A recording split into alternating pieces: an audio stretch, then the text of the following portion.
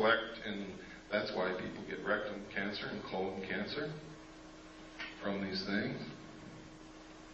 The sexual organs would show genetic damage. And where does radioactivity show up first in a mammal? In the milk.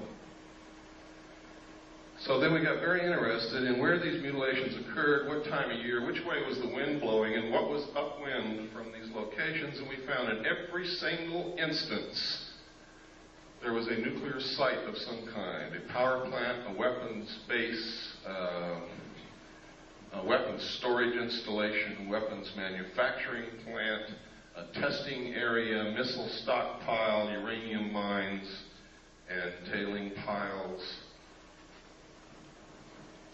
waste disposal areas.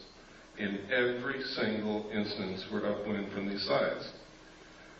From that, I deduce that whoever is doing it is trying to find out how much radiation has leaked into the atmosphere, the food chain, and the groundwater, and what is it doing to the living mammals in its path. The fact that they leave these carcasses laying out there is an act of terrorism. Literally.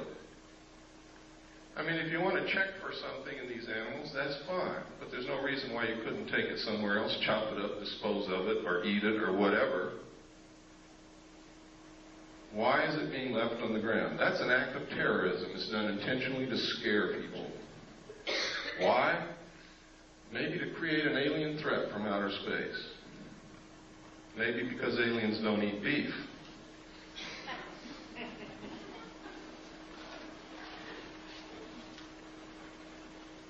Next slide, please. Sometimes these are seen in the sky over the areas where these things occur. Next. Sometimes it's these things with something going up and down from them. Next. Sometimes these things are found, they're being found all over England. One of the incredible things about the crop circles in England is they are literally a message of some kind.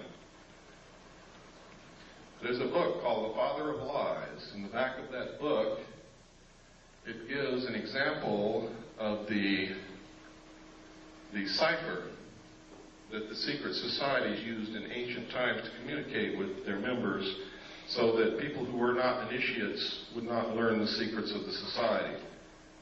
The symbols of their cipher match exactly the crop circles found in the ground in England.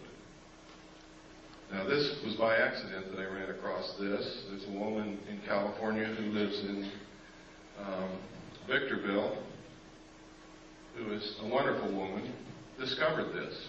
She had been looking at pictures of crop circles. She had the book, Father of Lies, and she was reading the book, and it struck her all at once. These are the same. And so she let us know, and we have verified it. They are exactly the same. Secret societies have a lot to do with what's going on, believe me. Next slide. Sometimes these things are seen. Next slide. Always they find this. Next.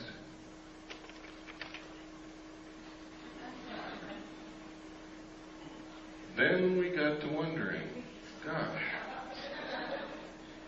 all through history there's records of people and animals being found with the blood sucked out of them. Is this the source of vampire legends? Back through history, we have found that there are accounts of animals and humans who have been mutilated in this classic manner. Next slide, please. This is some of the information a man by the name of Bill English has released. It is some of the exact information that I saw while I was in naval intelligence. He was working as he was working in England at a national security agency, listening post really, and he saw the same documents there. Next slide. This is UFO observer's instruction sheet from the Air Technical Intelligence Command which tells you how to report UFOs at a time when the United States Air Force said they were not reporting UFOs, didn't care about UFOs, they didn't exist. Next. Next. These are all official Air Force forms. Next. Next. Next. Now this is part of Air Force Regulation number 200-2 Alpha, unidentified flying objects, intelligence. Now, this is significant. The Air Force is not supposed to lie to us, but they were telling us, no, UFOs do not exist. We're not interested in UFOs.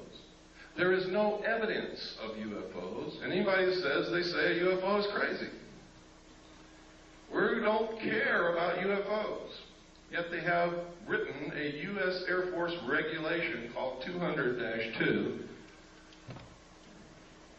And this says on the cover sheet, direct communication is authorized between ATIC and other Air Force activities in matters pertaining to UFO investigation. Specifically, the ATIC may call upon the commander of the 1127th Field Activity Group, Fort Belvoir, Virginia, to conduct further field investigations if review of the initial report indicates such a requirement.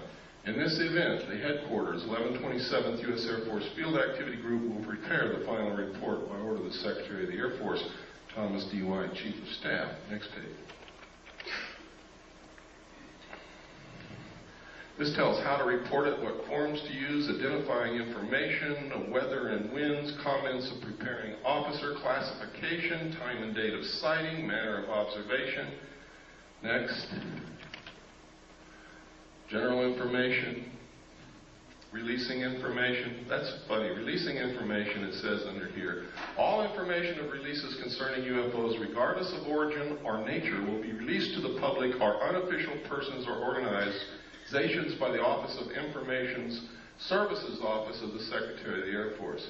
This includes replies to correspondence except congressional inquiries submitted direct to ATIC and other Air Force activities by private individuals. Exceptions. In response to local inquiries resulting from any UFO reported in the vicinity of an Air Force base, information regarding a sighting may be released to the press or the general public by the commander of the Air Force base concerned only if it has been positively identified as a familiar or known object.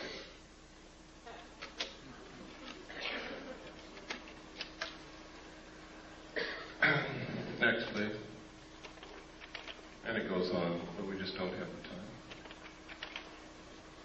This is how to report one that moves around in the sky. Next. Next. Next.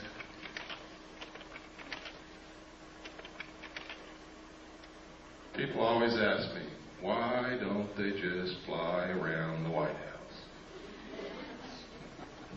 Well, there's a UFO. This photograph was taken in the early 50s, and that's certainly the White House. Next slide. Those are not butterflies.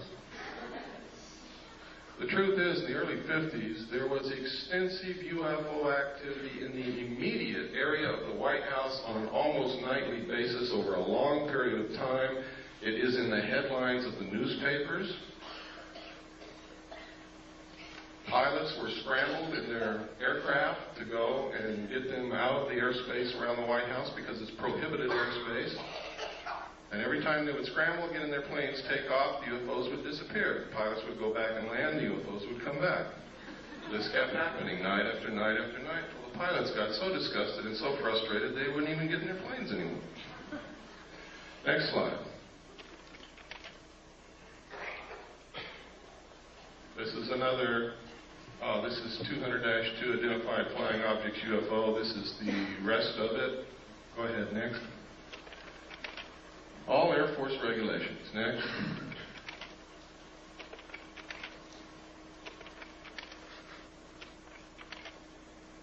Okay, I told you earlier about implants. Let me show you where these implants are being found in human beings. We don't know who's putting them there. The people who are being abducted are telling us that they are alien extraterrestrial beings from outer space.